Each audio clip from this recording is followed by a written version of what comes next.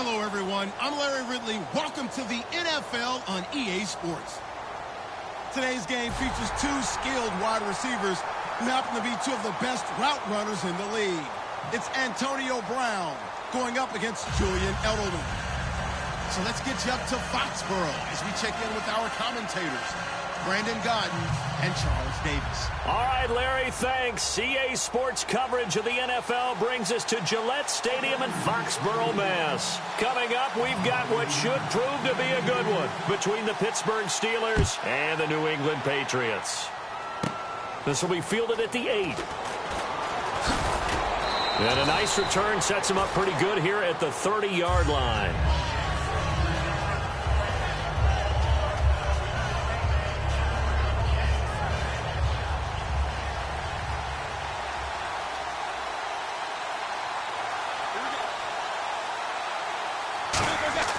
They go play action here on first down.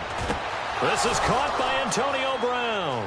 30, 10, and into the end zone. Touchdown, Pittsburgh.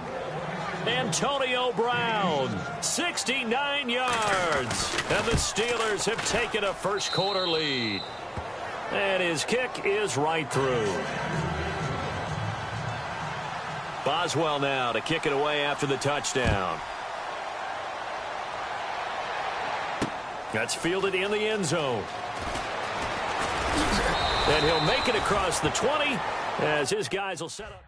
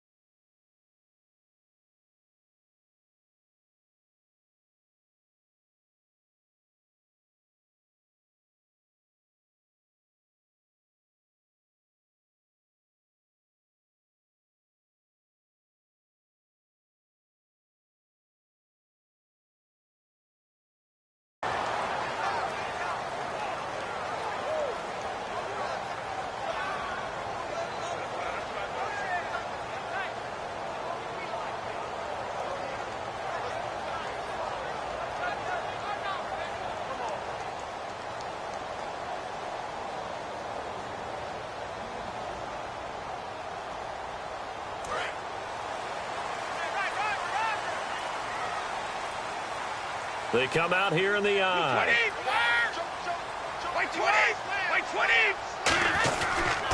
Now a first carry for LeGarrette Blount. And he'll get this one up to the 26. Give him 3 on first down. It'll set up a 2nd and 7.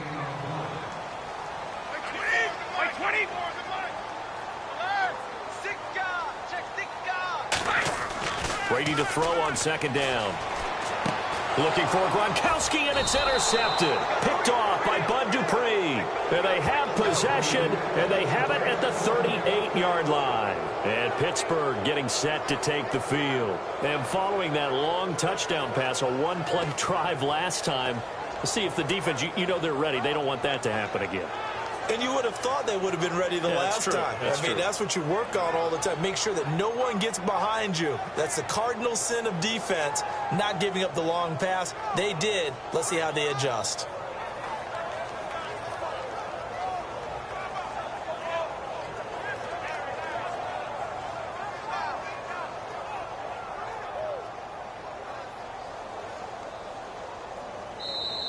And they will not even get to the line here as we'll get a delay.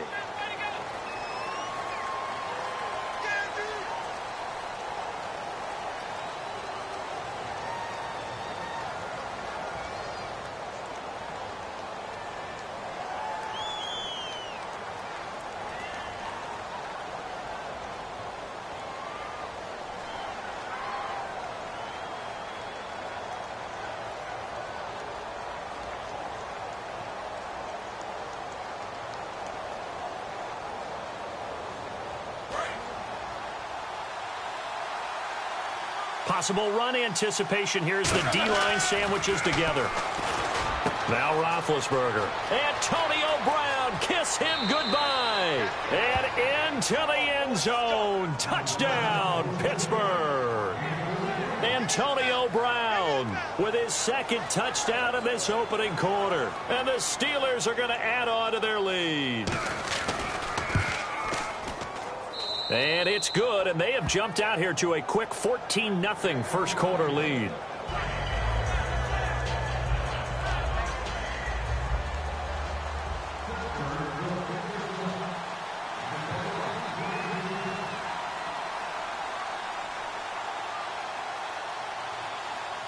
Boswell now to kick it away after the touchdown. That'll be taken in the end zone. And a pretty good return here. He'll be stopped just shy of the 25 at the 24-yard line. The Patriot offense now set to come back out onto the field. And following the interception, just any interception, are you a little bit more cautious when you start that next drive, or no, you just throw that out the window? I think you are. I don't think that there's any way you can run back out there and go, totally didn't affect me. Let's just go ahead and be loose with the football again.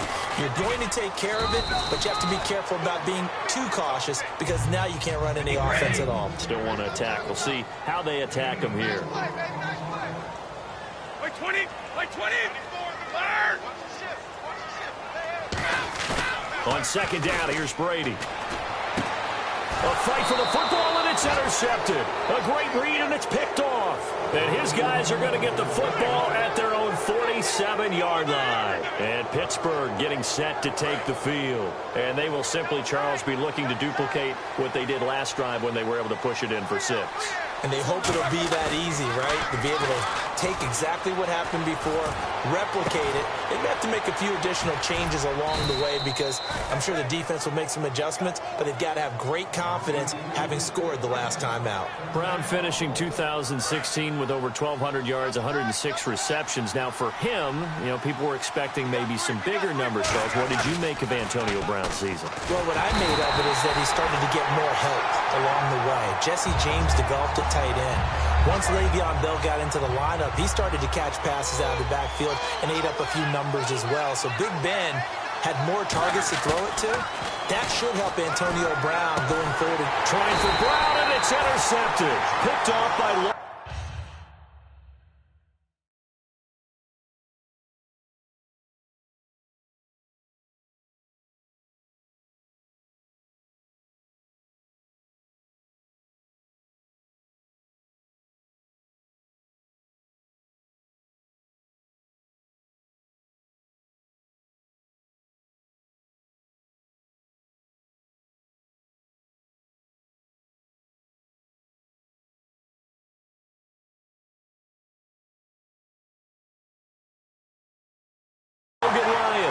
The Patriots offense now, they work their way back onto the field.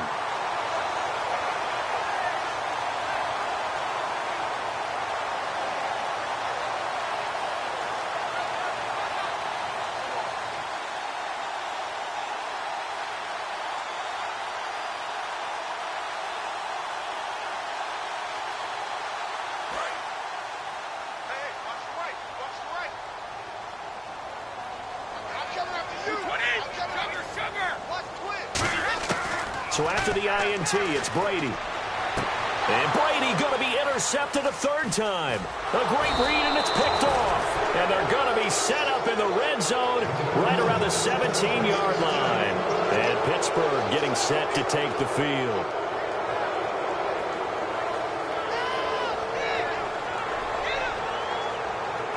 Really nice starting field position here for the offensive unit.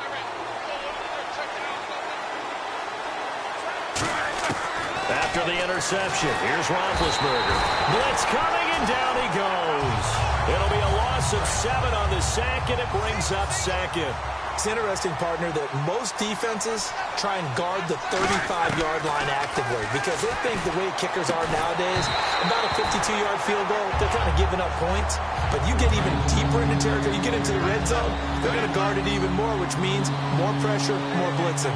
And a look at the offense that is hoping to put some points up in bunches here in this one. He finds Coates complete. And he's in. Touchdown, Steelers. Sammy Coates, a 24-yard touchdown. And the Steelers find a way to stretch their lead.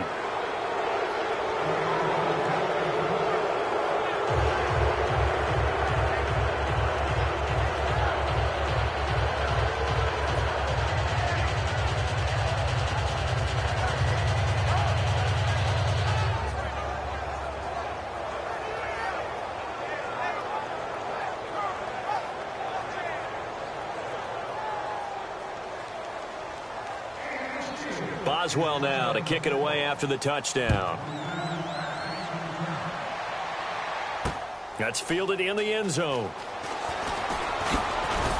And he'll bring it a few past the 20 to the 23-yard line. Now the Patriot offense set to take over again. And last time, one play interception. So this offense, they should be fresh. That's a good way of putting it. And I can't wait to see what they decide to do with play calling. Because a one-play drive where you throw an interception, a lot of people think the very next time out, run the football, don't give him a chance. Maybe play action? I think maybe you go play action, show your quarterback, get a little confidence in him, and let him fling another one. And a nice pitch and catch to pick up the reception against man coverage. Both of them read how much yardage they needed, figured what they had to do, and were able to beat the man coverage for the completion. When defenses get to the quarterback that quickly, a lot of times it's called a jailbreak. It wasn't quite that fast, but fast enough that he had no time to look downfield and set himself to throw the ball. And as he tried to do that, he was hit, and it forced an incompletion. And he whips that one incomplete there. Gronkowski, the intended target. And now it's third down. Offense trying to avoid stalling out, facing a 3rd and 10. On play action, it's Brady. And he's got an open man. It's Gronkowski. That one goes for 13 yards, and it moves the sticks. Ah, yes, Brady to Gronk. You think these two are in sync? Without a doubt. And, look, they both understand what they can do for each other. Gronk knows if he gets open, the ball's going to be there. And Tom Brady knows what a great security blanket Gronk is. When all else fails, you find big 87.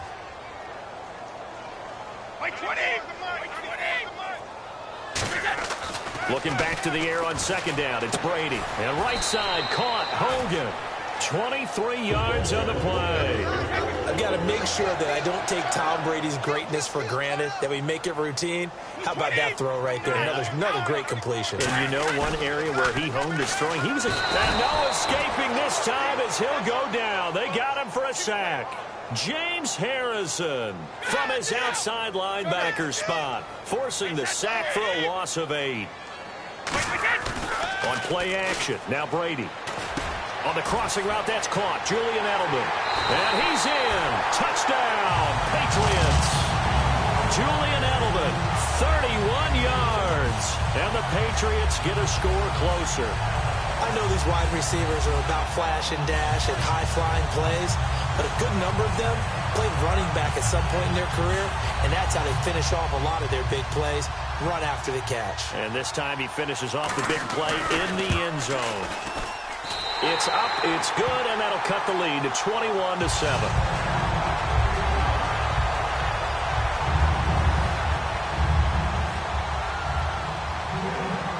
Gostkowski now, after the touchdown, he'll send this one away. That's fielded in the end zone. And no run back here. This will be a touchback, and it comes out to the 25-yard line. And Pittsburgh getting set to take the field. And they were able to punch it in the end zone last time. They'll be looking to do that again here for the defense. Obviously, they'll be looking to stop them from punching it back in the end zone. It always is punch-counter-punch, isn't it? And which team has the advantage? Well, let's just go back. Last time on offense, they rolled downfield, got into a good rhythm. You can see a little more bounce in and out of the huddle. You can see the side. Sammy Coates off to the races. And into the end zone. Touchdown, Pittsburgh. Sammy Coates with his second touchdown in this opening quarter. And the Steelers are going to add on to their lead. He knocks it through. It's 28-7. Boswell now to kick it away after the touchdown. That'll be taken in the end zone. They'll bring it back to just about the 25, call it the 24-yard line. So the Patriots coming out now. And they're going to need another score. Got one last time, but still down here. When you're playing catch-up, Every possession becomes crucial, doesn't it? It's vital. Get back out on the field, punch it in the end zone again. They know it's not easy, but what they do have going for them, they did score the last time. They think they've got a good formula working. And what about the defense? Well, now you're just saying to yourself, okay, we gave up a score last time. What adjustments do we need to make to slow them down now and get the ball back for our own offense? Is it Rob Gronkowski? There he goes. And all the way in. Touchdown, New England. Rob Gronkowski, 64 yards. And the Patriots make some inroads here on that deficit. When they drew that up, I don't think they envisioned it ending in a house call, but he got it and took it all the way home. Really impressive run after the catch, wasn't it? That was really special by him. But let's face it, in today's NFL, those tight ends are often former wide receivers or maybe even sometimes bigger running backs. They just put them in a position to get a great matchup and make plays like that. That'll be taken in the end zone. And he'll elect not to return this one, so they'll bring it out to the 25 on the touchback. And now out come the Steelers. And last time the formula was pretty simple. One play drive, long pass. That maybe they just want to do that again, right? And that's exactly how you want to draw things up. Whether it's on your grease board, right, in your playbook, one play drive is exactly what you want on offense. What they have to be careful of is not having a letdown. It was real easy last time. They can't expect that going forward. And we'll see if it's that easy here. Here's New England defensively. Last year, the #1 overall defense as far as points given up goes. And they've got a lot coming back in 2017. Now, they certainly do. And let's go back to the Super Bowl. Trey Flowers, who is their leading sack guy in 2006, he had 7 in the regular season. He was a monster in the Super Bowl against Atlanta. He's back there for them. How about Dante Hightower at linebacker? His first Pro Bowl in 2016. And then just moving on back to the secondary, Devin McCourty, the guy who quarterbacks him back at safety, he's been to the Pro Bowl as a corner and as a free safety. Brandon, we're not even out of the first quarter yet, and that's his 3rd receiving touchdown of the game. Tremendous job, and I think this might come under the heading of when someone has the hot hand, you've got to keep going back to him. You know, the defensive side, they better figure something out quickly. Yeah, I think that no matter what, you've got to do something to slow him down. I don't care if it's double or triple coverage. Make someone else emerge, because right now he's absolutely shredding them. Boswell now to kick it away after the touchdown. That's fielded in the end zone. And he'll be brought down at the 23, make it the 24-yard line. And the Patriots gearing up to go now. Last time they were out, they scored. Still trailing here, though, so some work to do. But it's okay in terms of mindset. Because they scored the last time, they're not quite as worried about being down on the scoreboard, because now their confidence is a little bit higher. They feel like they've got something going, and they feel like they can attack again and put more points on the board. Are you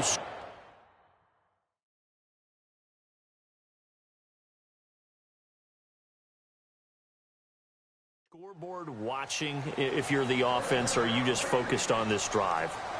We wouldn't be telling the truth if we said that they didn't scoreboard watch. Everyone does it to some extent, but you've got to set it aside right now and just focus on this series. That'll take care of the scoreboard if they punch it into the end zone. Now a play fake here on first down. He's going to air it out, and that's caught inside the 35. A big play there for the Patriots. 32 yards. Well, even after all those interceptions, he's not deterred, still confident to go deep at work there. I think all the old rules about playing that position still apply.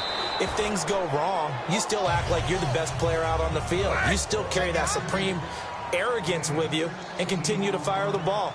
I've seen guys have games like this, and this is where you find out if you're great or not. Can you overcome some interceptions and still lead your team to victory? He was looking for Julian Edelman that time, and now it's second down. Slants are so tough to cover because everything happens so fast, but sometimes it happens too fast for the guy catching the ball, because all of his movements have to be quick off the line of scrimmage, and then all of a sudden the ball's right on top of you, and maybe he got a little bit ahead of himself there. And a lot of times coming in with good pace, and he dropped it. It'll be a gain of 7, and they get it back to a 3rd and 3. Brady going to try and throw on third down. Well, that's why the guy with the headsets is down there. All right, they know what they're doing because they got stuffed on a running play on first down. And I think myself and probably the fans were saying throw the football in this situation. But he knew what he was doing, called another run, and now they've got third and short. Now the offense is not leaving the field. They're going to stay out and go for it on 4th and 3.